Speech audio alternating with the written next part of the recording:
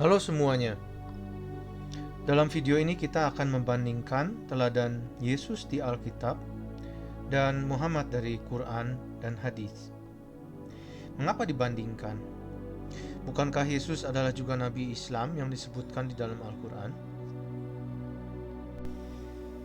Yesus memang disebut Nabi Isa dalam Al-Quran, tapi kisah tentang Yesus di Al-Quran berbeda dengan di Alkitab. Diskusi mengenai kisah yang mana yang benar sering berakhir dengan ultimatum bahwa Al-Quran adalah firman Allah, jadi tidak mungkin salah.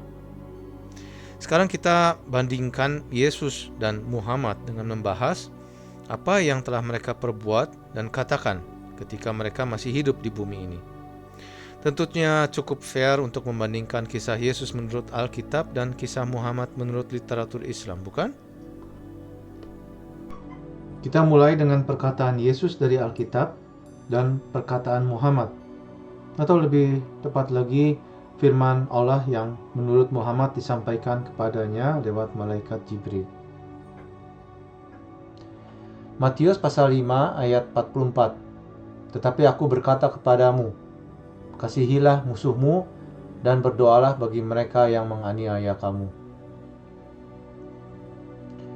Al-Quran surah 4 ayat 89. Maka tawanlah mereka dan bunuhlah mereka dimanapun mereka kamu temukan. Alkitab Lukas pasal 6 ayat 29. Barang siapa menampar pipimu yang satu, berikanlah juga kepadanya pipimu yang lain. Al-Quran surah 2 ayat 191. Dan bunuhlah mereka di mana kamu temui mereka, dan usirlah mereka di mana mereka telah mengusir kamu, dan fitnah itu lebih kejam daripada pembunuhan. Lukas 6 ayat 35. Kasihilah musuhmu dan berbuatlah baik kepada mereka, dan pinjamkan dengan tidak mengharapkan balasan. Surah 47 ayat 4. Pukullah batang leher mereka. Selanjutnya apabila kamu telah mengalahkan mereka, tawanlah mereka. Lukas 6 ayat 36. Hendaklah kamu murah hati, sama seperti Bapamu adalah murah hati. Surah yang ketiga, nomor 151, akan kami masukkan rasa takut ke dalam hati orang-orang kafir. Atau kita lihat apa yang dilakukan kedua orang ini kepada orang lain, sesuai dengan apa yang diberitakan oleh Alkitab tentang Yesus dan Al-Quran dan Hadis tentang Muhammad. Jika engkau hendak mengetahui kisahnya lebih terperinci, silakan baca sendiri Alkitab, Al-Quran, dan Hadis sesuai dengan ayat-ayat tersebut dalam bahasa yang kamu mengerti.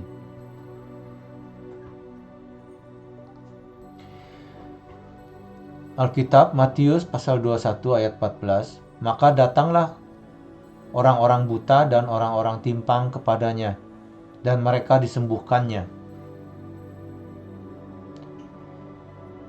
Hadis Sahih Al-Bukhari 5686. Beliau memotong tangan-tangan dan kaki-kaki mereka dan mencungkil mata-mata mereka. Lukas pasal 7 ayat 14-15. Sambil menghampiri usungan itu, ia menyentuhnya, dan sedang para pengusung berhenti, ia berkata, Hai anak muda, aku berkata kepadamu, bangkitlah.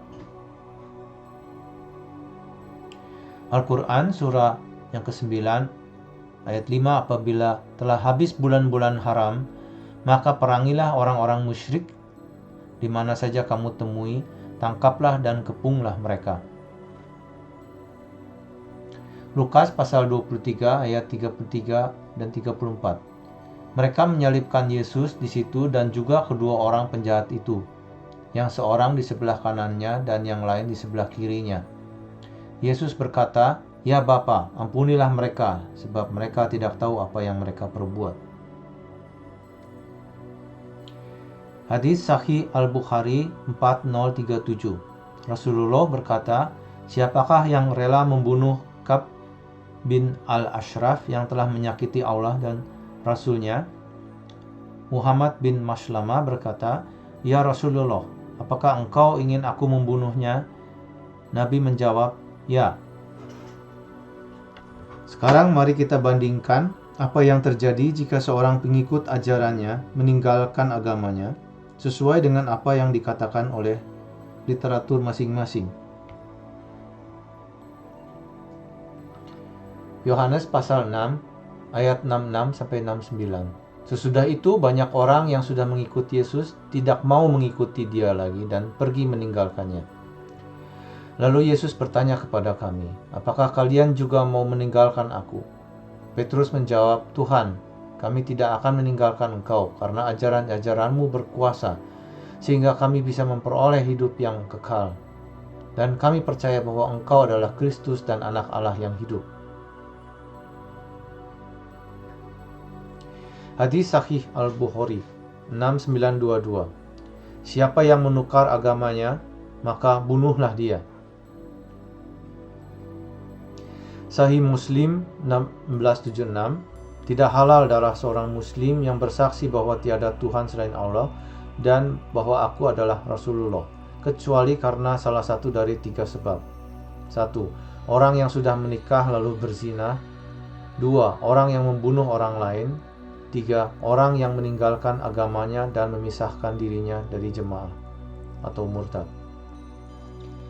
Apa yang dijanjikan setelah kematian?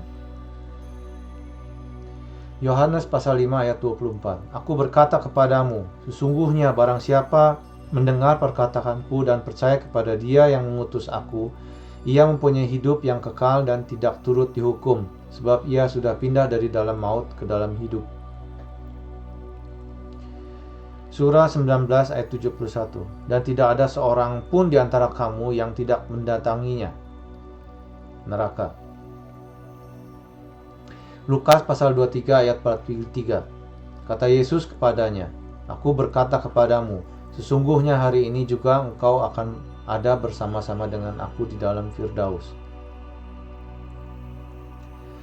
Sahih Al-Bukhari 3929. Demi Allah, meskipun aku adalah Rasul Allah, aku tidak tahu apa yang akan Allah lakukan terhadap diriku. Banyak orang berpendapat bahwa agama adalah identifikasi seseorang. Tetapi beragama juga berarti mengikuti atau meneladani apa yang dikatakan dan dilakukan oleh pendiri agama tersebut. Bagaimana menurut Anda? Teladan yang mana yang menurutmu baik dan hendak engkau tiru? Jalan yang manakah yang akan kau tempuh selanjutnya?